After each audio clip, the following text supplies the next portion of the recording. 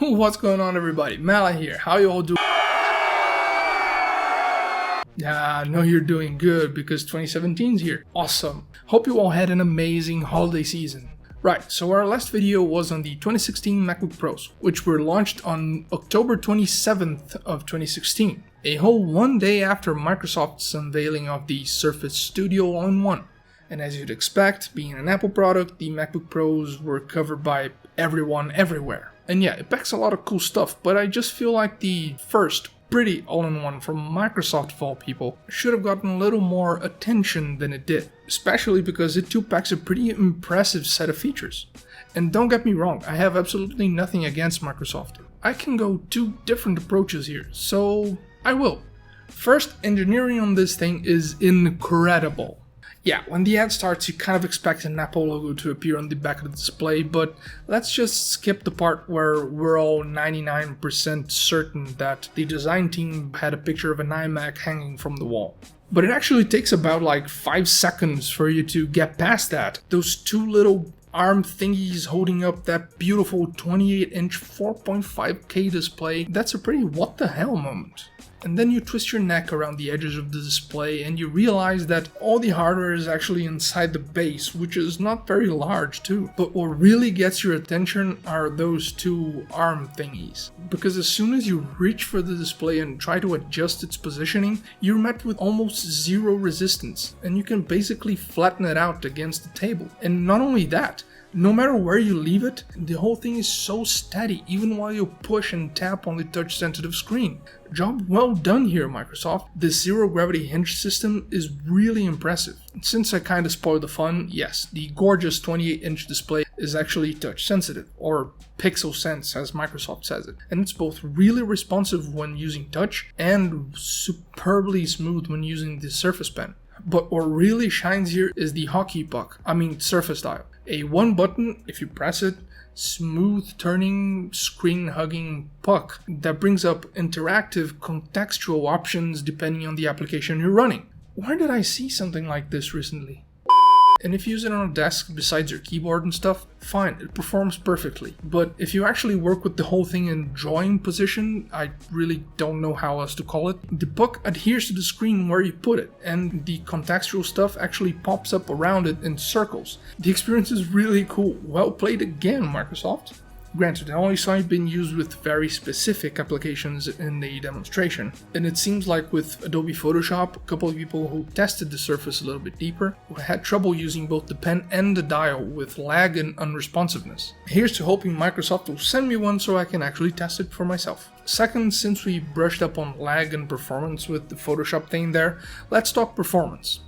The Surface Studio is rocking 6th generation Intel chips, up to 32 gigs of RAM, the squarish 3x2 4.5K 28-inch display, a one generation old NVIDIA graphics chip, and an interesting mix of I/O with 4 USB 3 ports, a full-size SD card reader, a mini display port, 3.5mm audio jack, and 1 gigabit Ethernet port. And when I say interesting, I mean there's stuff I like and stuff I find curious. The 4 USB 3 and the full-sized SD card for a machine that screams creative work is kind of absurd not to expect. But what about all the rest? There's obviously no way to use the amazing display connected to any other rig, whether you have a more powerful one or not. And with no Thunderbolt ports, if you thought about going for the 965M GPUs and just upgrading when needed with an external GPU enclosure, you're dead out of luck. Oh, and on that topic, these GPUs are the mobile variant, so not exactly 980 performance.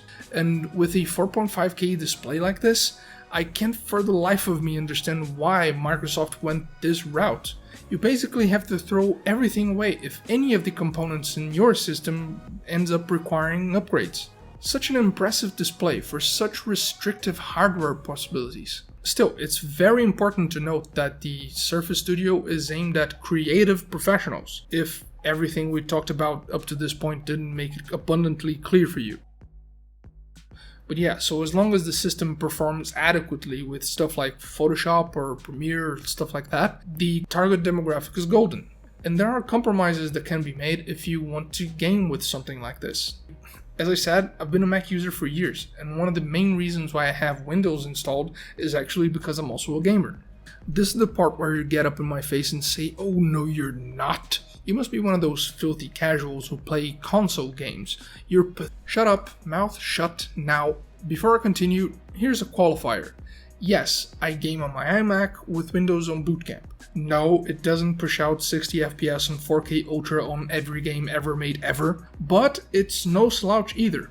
Examples. It's gonna be hell to pay.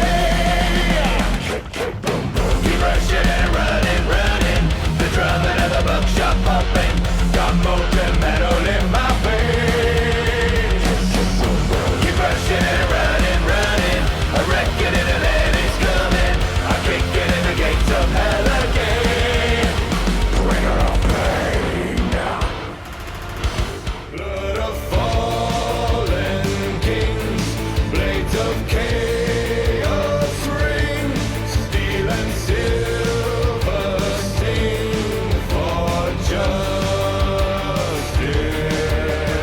Keen to the scent, the hunt is my muse, a means to an end. This path. And recording in these settings actually drops anywhere from 5 to 15 FPS from normal use. So you're looking at roughly constant 30 plus FPS on pretty high settings in 1440p. There's just one catch. This is not a 5K iMac. This is a late 2012 iMac with a GTX 680 MX inside. 3 whole generations behind what Microsoft decided to go for with the Studio. So yeah, the Surface Studio will run everything you throw at it very well. Even if sometimes you need to compromise a bit. I mean, you may need to opt for a different lower resolution than the 4.5K native. Or you may need to tweak a little bit some of the more graphical demanding options like anti-aliasing, for example. But at the end of the day, the Surface Studio should be more than capable to sustain your needs for a good while.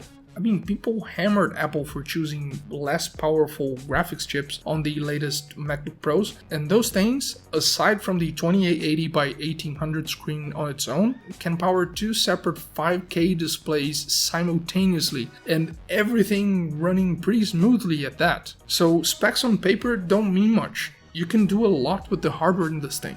But to close it up, for what Microsoft's asking for them, it's not all sunshine and flowers here. The fact that the system is isolated from external GPU enclosures mean that you don't have a workaround or any other alternative if the first thing that usually begs for an upgrade, which is your graphics card, actually starts to show up its age. Doesn't matter how much you love the display, with this machine is either all or nothing. Unfortunate, because this screen, I'd buy it on its own and plug it on whatever system I have available. Seriously. So, amazing engineering, pretty nice specs, gorgeous pen touch puck sensitive display, the usual compromises that comes with all-in-one systems, you know, a bit of difficulty with upgrading stuff, and a price premium that's as premium as the product itself is pretty. If you're a creative professional and you can live with those limitations, this is a very impressive all-in-one, and the experience of working with it is superb. And this wraps up our first impressions of the Microsoft Surface Studio. If we manage to convince Microsoft to actually send one so that we can test it for a little while, we'll for sure update you guys on what you can actually do when you floor the gas on this thing. Until then, thanks so much for watching. Hope you guys enjoyed. Remember to like and subscribe so we won't miss out on what comes next. Also, any comments or suggestions, be sure to leave them down below. I'm Mala and hope to see you guys around soon.